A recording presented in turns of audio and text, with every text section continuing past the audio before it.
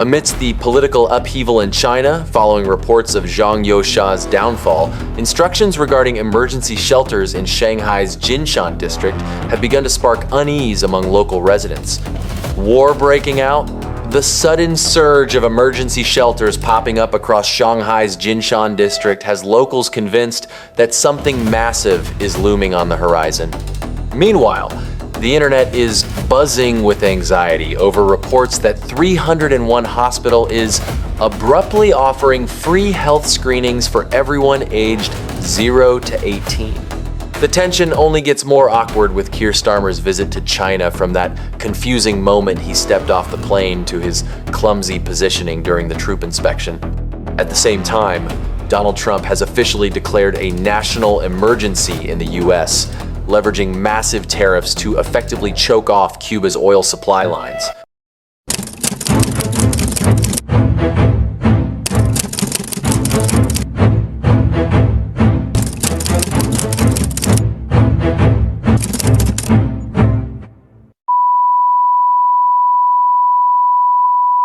Hey everyone, Sean here. Welcome back. Today, we need to talk about what's actually happening behind China's Iron Curtain and Donald Trump's latest power move in the States. From Shanghai suddenly turning into a forest of emergency shelters and a medical scandal that'll give you chills, to the British PM's embarrassing blunders that have the whole world shaking their heads, it all feels like it's pointing to one thing. A massive storm is brewing. Stick around, because you never know how deep this hole goes. Let's dive into the details. First up, we're looking at the story everyone is talking about. Is war actually on the brink of breaking out? Over in Shanghai's Jinshan district, the sheer number of emergency shelters popping up has locals feeling like something is seriously off. Just recently, residents were caught off guard by a sudden change in the landscape. Brand new signs labeled emergency shelter have begun lining the streets out of nowhere.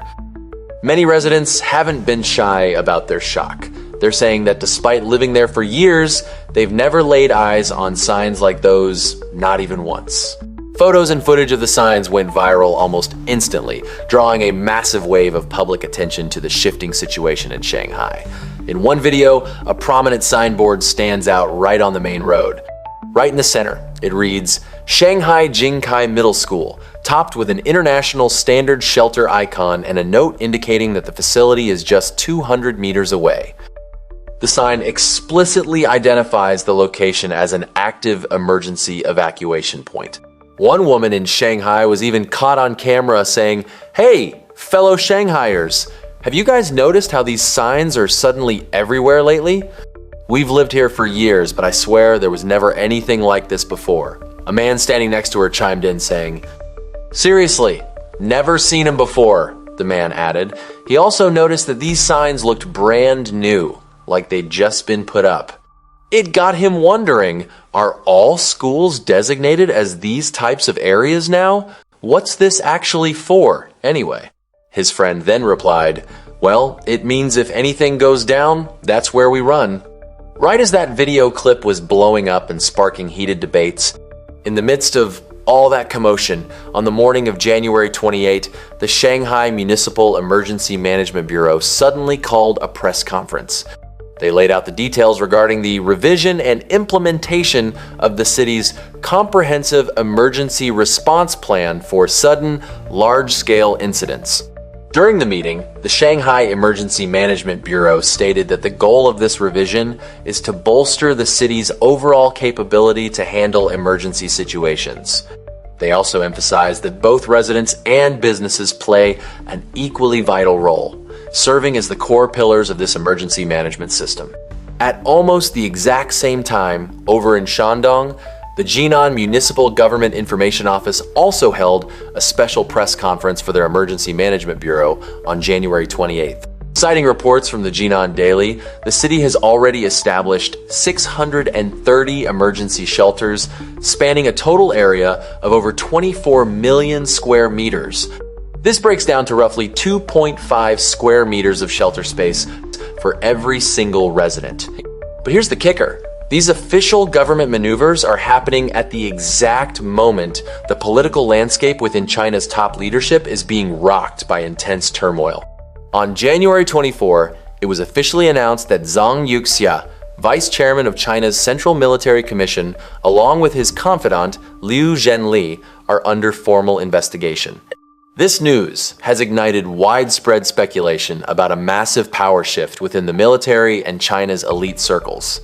Given that Shanghai is China's largest metropolis and Beijing is the seat of power, even the slightest movement in these two regions immediately falls under the world's microscope. Independent political commentator Du Wen took to X to warn that this current purge is the most brutal and comprehensive crackdown in the history of the CCP and arguably in the history of global communism. He bluntly pointed out a looming risk of structural collapse within the Chinese military, a situation that could spiral out of control at any moment. Meanwhile, pro-democracy activist Sheng Shui also weighed in, highlighting that the Zhang Yuxia incident isn't just another run-of-the-mill anti-corruption campaign, it's a glaring signal of a systemic failure within the CCP's internal power structure. Once cracks start to form within the military, the regime's stability will take a sharp nosedive. It's safe to say that China's current political climate has entered a phase of extreme uncertainty. Next, let's turn our attention to a story that's currently blowing up online. 301 Hospital is reportedly offering free medical checkups for anyone between the ages of 0 and 18. But instead of a warm welcome, this news has done the exact opposite. It's actually terrified people across the internet. Word has been spreading online that the Daming County government in Hebei province issued an official notice regarding a new initiative from Beijing's 301 Hospital.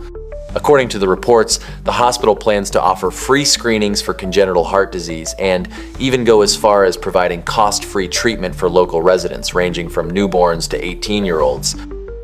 This program surfaced at the exact same time the public was zeroing in on a dark scandal, forced organ transplants under the CCP's watch. It's no wonder netizens smells a rat, instantly feeling that there's something sinister lurking behind this sudden generosity. On January 28, a document started circulating online, bearing the official seals of the Daming County Civil Affairs Bureau and the Daming County Charity Association. The document was titled, "A Letter to the Parents of Children Aged 0 to 18 Inches, Daming County." The letter explains that the China Charity Federation is partnering with the People's Liberation Army General Hospital in Beijing, better known as the 301 Hospital. The plan is for them to conduct free screenings for children and teenagers up to age 18 inches Daming County who show signs of congenital heart disease. But it doesn't stop there. For patients who are evaluated and found to need surgery, 301 Hospital will provide free surgical procedures from start to finish. The screenings are centralized at the Elderly Rehabilitation and Care Center located at the back of the local general hospital. Meanwhile, video clips making the rounds on Chinese social media show the comment sections are flooded with cynicism. Some users pointed out the irony. Nowadays, kids at school have to drop coins or scan QR codes just to get a drink of water, and some schools even charge them just to take a nap. So, when a hospital suddenly offers free checkups and surgeries, people know there's a catch. Others chimed in saying, if a kid has a heart condition, wouldn't the hospital have caught that at birth? Why wait until they're this old to check? The suspicion is spiraling. Many fear this is just a front for organ matching. They're terrified that if a child is a match, they'll be flagged as sick, sent into surgery, and never make it off the operating table. One person gave a blunt warning, "Seriously, don't go. There's no such thing as a free lunch. They could take a perfectly healthy kid and declare them brain dead just like that." Beijing's 301 Hospital has long been known as the exclusive healthcare facility for the CCP's top brass. Back in 2019, the hospital even released a promotional video claiming they were spearheading something called the 981 Leadership Health Project. This ambitious project explicitly stated its goal: to extend the lifespan of high-ranking CCP officials to 150 years. Hey everyone, before we dive into the video, we want to announce that we're launching a brand new segment called Trace Your Story. For this segment, you can send us a real-life story you've experienced, from horror and cheating to crime or any other true story you have. Send us your story at Sean Varel, traceyourstory@gmail.com, using this format.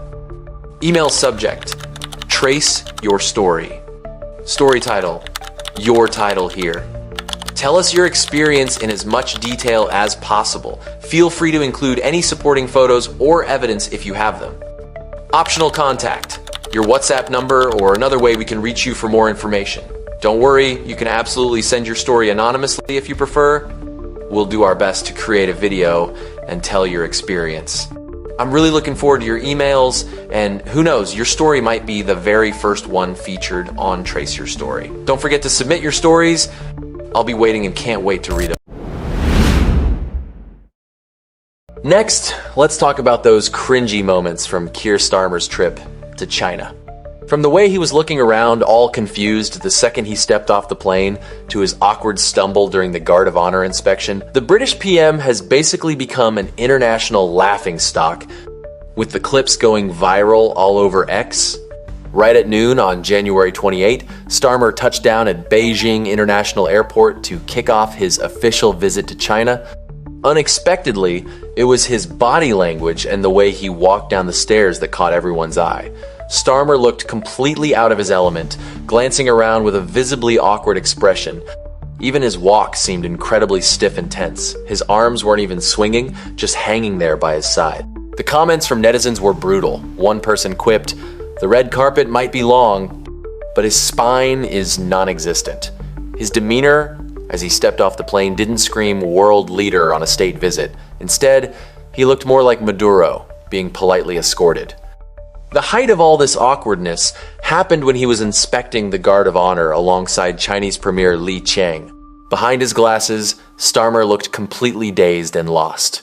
As they reached the corner of the red carpet, Li Qiang suddenly bowed to the Guard of Honor. Seeing this, Starmer hesitated for a split second before hastily bowing himself, scrambling to mimic the gesture. For some reason, Starmer strayed too far to the side, nearly pushing Li Qiang off the red carpet entirely.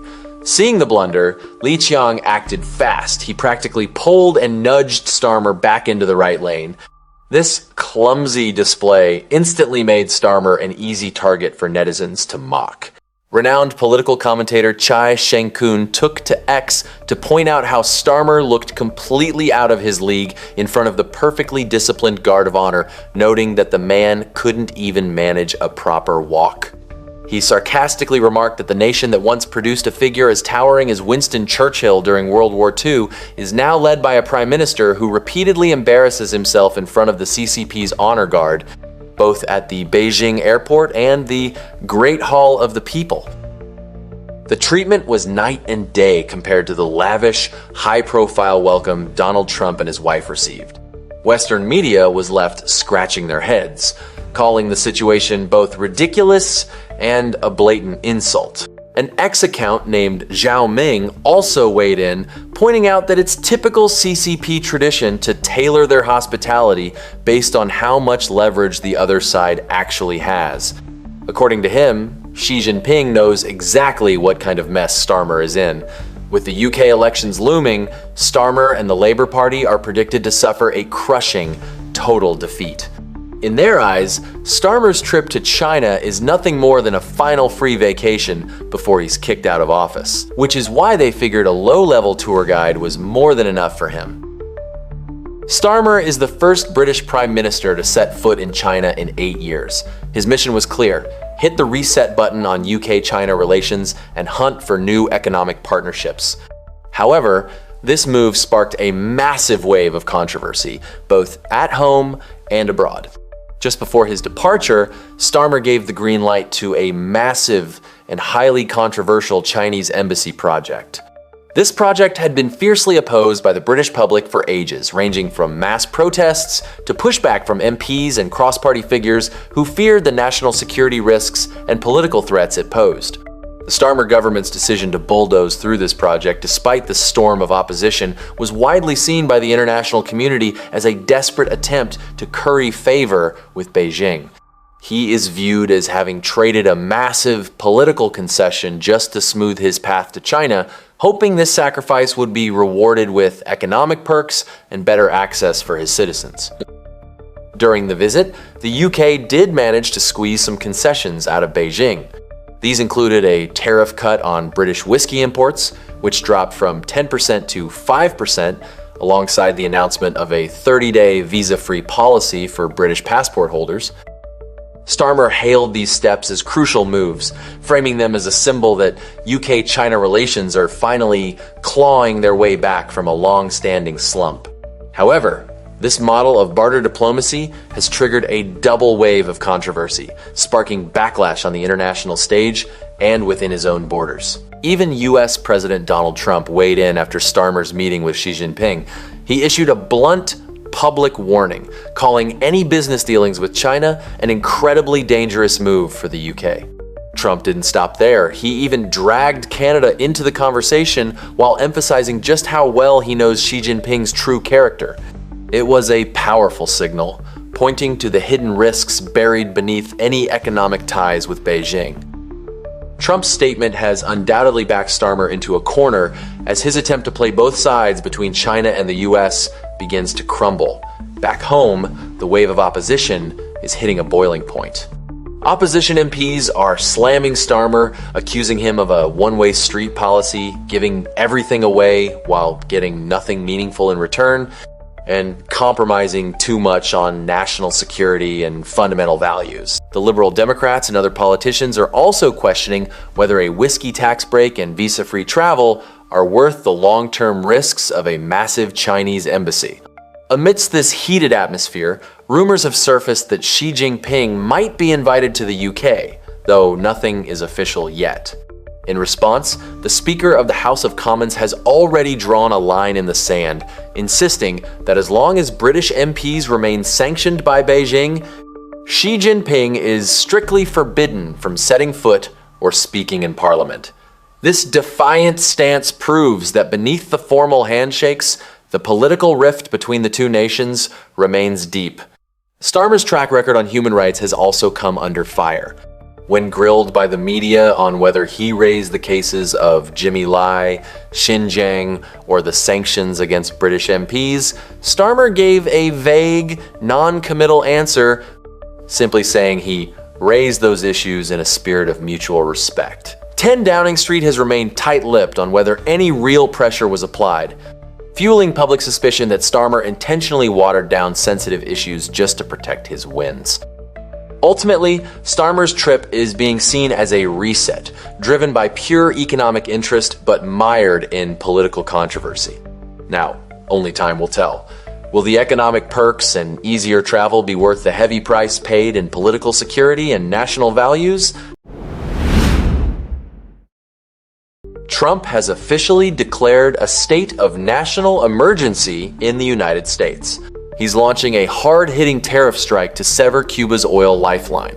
On January 29, U.S. President Donald Trump officially signed an executive order declaring a state of national emergency. He threatened to slap additional tariffs on imports from any country bold enough to supply oil to Cuba. This move is a calculated play to ramp up the pressure on the Cuban regime. In his statement, Trump didn't hold back, slamming Cuba for its long-standing support of forces that are openly hostile toward the United States. Right after signing the executive order, Trump doubled down, insisting that the Cuban regime's atrocities must come to an end.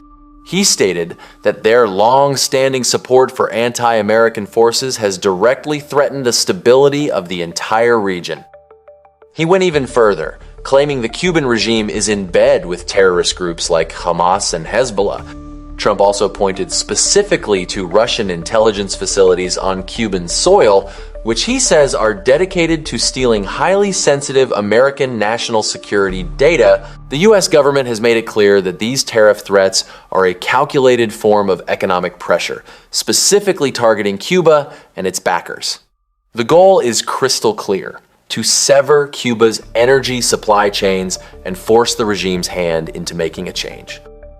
This executive order comes at a time when Cuba is already reeling from a devastating oil shortage. According to the latest data and reports from market analytics firm Keir, Cuba's oil reserves have dwindled to just around 460,000 barrels. Combined with the limited import volumes in January, these stocks are expected to last for only another 15 to 20 days. Cuba has long been heavily dependent on Venezuela and Mexico for its oil, but lately, that vital supply chain has completely snapped. Following the U.S. arrest of former Venezuelan leader Nicolas Maduro, Venezuela cut off its oil shipments to Cuba.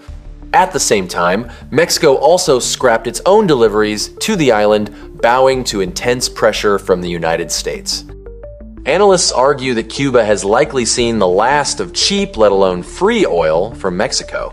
Even Russia and Algeria, which used to step in with occasional shipments, have seen their supplies to the island plummet since 2025. If those oil reserves truly run dry in the coming weeks, Cuba will be staring down a fatal catastrophe. Jorge Piñon, an energy expert from the University of Texas, warns that they are on the brink of a crisis of unprecedented proportions. Right now, almost the entire island is plunged into daily blackouts. The fuel shortage has dealt a crushing blow to their power plants, leaving the national grid in a state of total instability. Whether Trump's strategy will actually pay off as expected remains to be seen. But looking at the current state of affairs, the move has already dealt a massive blow to Cuba's energy security and could very well accelerate the country's total economic collapse. Trump himself predicted on January 27 that the Cuban regime is on the verge of collapse. He made it clear that while they've long survived on Venezuelan cash and oil, those days are over. They won't be getting a drop more. If this oil drought drags on, the paralysis of Cuba's power grid and transport systems will only fuel the fire of domestic unrest. Cuban President Miguel Diaz-Canel did take to social media, insisting that this dire situation and these cruel threats won't slow them down.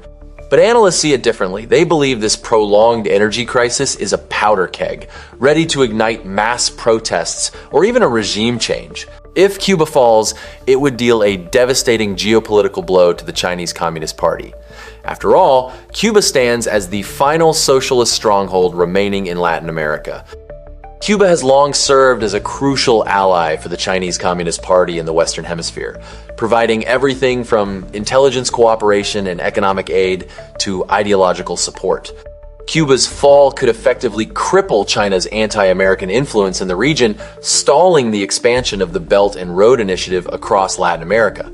Ultimately, it could trigger a domino effect of US-led democratic transitions, further isolating China's global network of allies.